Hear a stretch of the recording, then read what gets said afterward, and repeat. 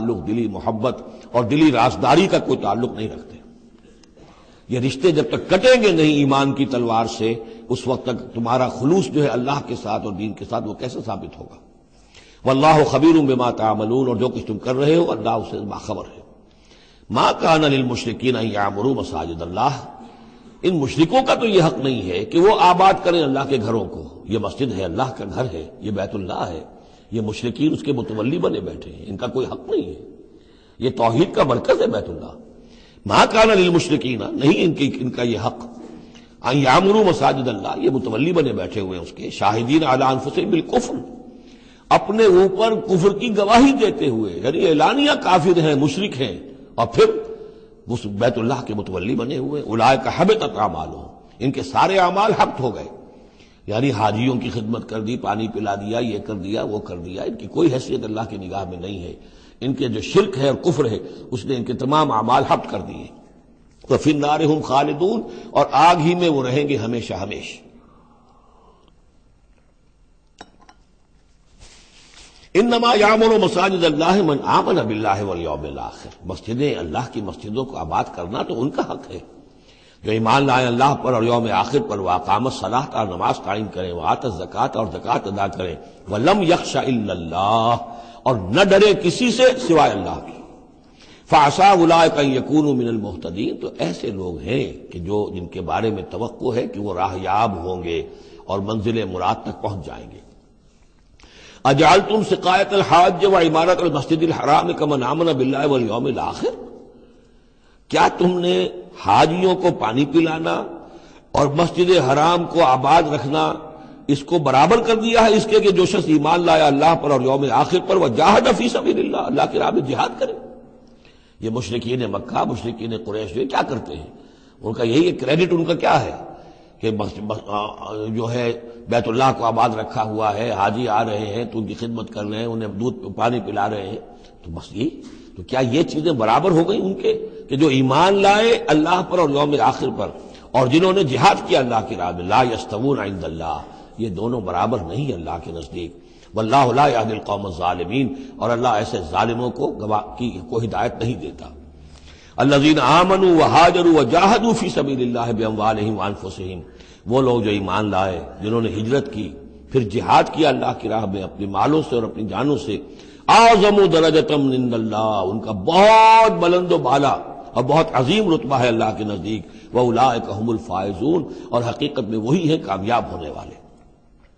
یبشرہم ربہم برحمت منہ ورضوان، انہیں بشارت دیتا ہے ان کا رب اپنی رحمت، خاص اپنے خزانہ فضل سے رحمت کی، ورضوان، اور رضامندی کی، وجنات لہم فیہا نعیم مقیم، اور ان باغات کی کہ جن کے اندر بہت ہمیشہ رہنے والی نعمتیں ہوں گی، خالدین فیہا ابدا، جن میں وہ رہیں گے ہمیشہ ہمیش۔ ان اللہ عندہ اجر عظیم، یقیناً اللہ تعالیٰ ہی کے پاس بہت بڑا اجر ہے۔ یا ایھا الذین آمنوا لا تتخذوا آباءکم واخوانکم، اب چونکہ کچھ مسلمانوں کو جیسا کہ میں نے عرض کیا یہ ہوگا کہ آخر وہ ہمارے باپ ہیں، وہاں پہ بھائی ہیں، اب یہ جنگ ہوگی، چلیے ابھی تک امید تھی کہ وہ لوگ شاید ایمان لے آئیں تو ہمارے ساتھ ہو جائیں، ابھی تک وہ ایمان نہیں لائے ہیں، اب اگر ادھر سے چڑھائی ہوگی ہمیں جانا پڑے گا، اپنے ہاتھوں جو ہے وہ اپنے رشتہ داروں کو، اپنے بھائی بندوں کو قتل کرنا پڑے گا۔ یہ چیز جو رکاوٹ بن رہی تھی، تو ذرا اب اس کے اوپر ایک ضرب لگ رہی ہے ان دو آیتوں میں، اور قرآن مجید کی اہم ترین آیتوں میں سے اگلی آیت ہے جو آئے گی اس کے بعد، آیت نمبر 24۔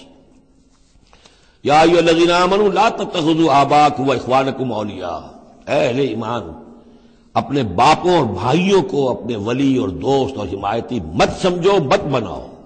ان استحبوا الکفر علی الایمان، اگر انہوں نے ایمان کے مقابلے میں کفر کو پسند کیا ہے، اگر اب بھی تمہارے دل میں ان کے لیے محبت ہے اور تمہارے دل میں وہ تعلق جو ہے موجود ہے، تو اس کا مطلب یہ ہے کہ پھر ایمان کے ساتھ رشتہ تمہارا مضبوط نہیں ہے، اللہ کے لیے غیرت نہیں ہے،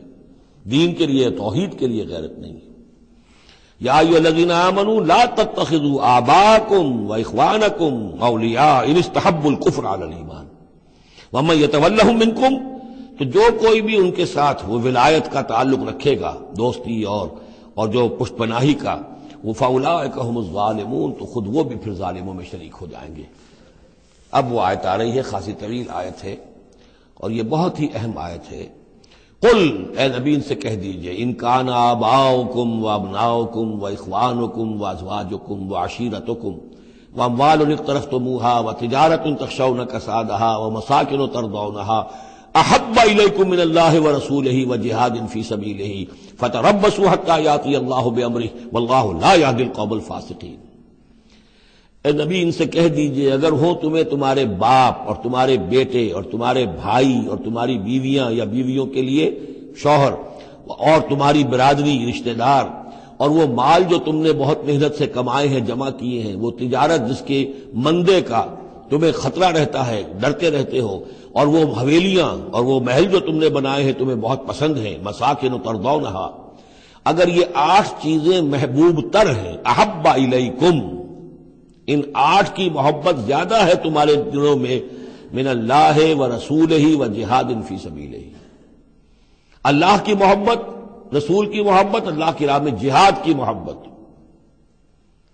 اگر یہ 3 محبتیں کم ہیں وہ زیادہ ہیں، فتربصوا، تو جاؤ انتظار کرو، دفع ہو جاؤ، فتربصوا، جاؤ انتظار کرو، حتی یاتی اللہ بامرہ، یہاں تک کہ اللہ اپنا فیصلہ سنا دے، واللہ لا یہدی القوم الفاسقین، اللہ ایسے فاسقوں کو راہیاب نہیں کرتا۔ بہت سخت آیت ہے، بہت اہم آیت ہے، بڑی کیٹیگوریکل ہے۔ ہر شخص اپنے باطن میں ایک ترازو نصب کرے، اپنے باطن میں، کسی اور کو نہ ناپیے تولیے، یہ اپنے آپ کو تولیے، بل الانسان علی نفسہ بصیرہ، انسان اپنے آپ سے خوب واقف ہے۔ ایک میں ڈالیے پلڑے کے اندر یہ 8 محبتیں، باپوں کی محبت، بیٹوں کی، بھائیوں کی، بیویوں کی، یا شوہروں کی، اسپاؤسز کی،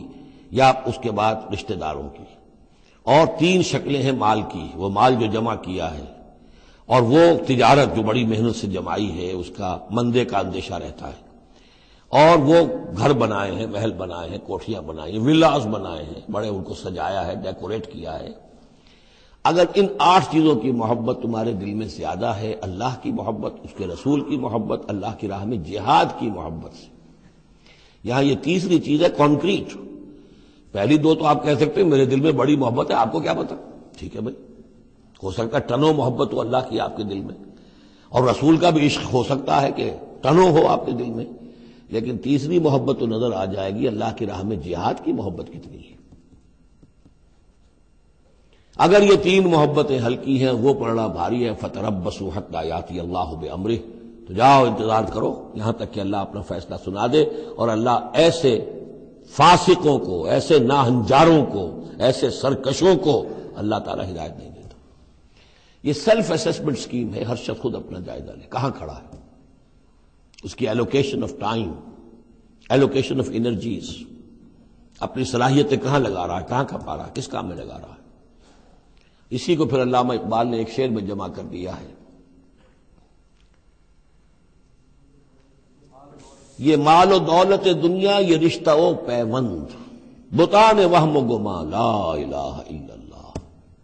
مال و دولت دنیا کی 3 شکلیں، دولت جیسے بھی ہو، ایسٹس ہوں، بینک بیلنس ہو، سٹاکس ہو، جو بھی ہو، یہ مال و دولت دنیا۔ نمبر 2 جائیداد ہے، نمبر 3 بزنس ہے یا کیریئر ہے، پروفیشن ہے، اور رشتہ و پیوند جو سب سے قریبی ہو سکتے ہیں، باپ، بیٹا، بھائی اور اسپاؤس، اور